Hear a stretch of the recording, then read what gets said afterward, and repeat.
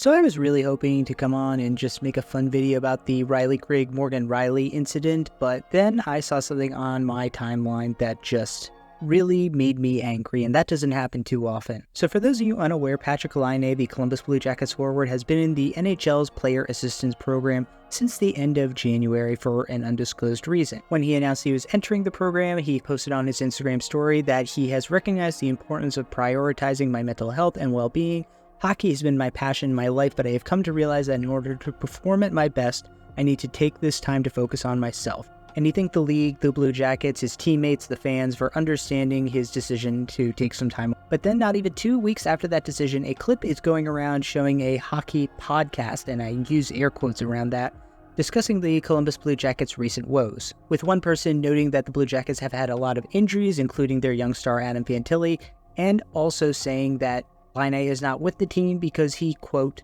was contemplating a Remington retirement. Now, for those who don't know, Remington is a type of firearm manufacturer, so you can draw your own conclusions from what they meant by that. And I'm not going to link to this clip or name the podcast because I don't want to give them any more free advertising, but suffice it to say, the reaction from the other guests on that show was kind of little chuckles. And that is such an abhorrent, ghoulish thing to say about another human being. And unfortunately, this clip spread like wildfire on Twitter, and Patrik Laine saw it and had to tweet about it himself, saying very succinctly, this is just not okay, and he is 100% right. No matter what you may think of Laine and his play on the ice this year, he is a human being just like everybody else. He might be incredibly talented and have a lot of money, but he is a person who has to deal with his own internal struggles, just like everybody else. And the fact that he recognized that and identified that he needed to take some time away from the game he loves to get his mind right is something that should be applauded and not made for jokes. His health and well-being far outweighs the fortunes of the Blue Jackets this season, and I'm sure his own teammates and coaches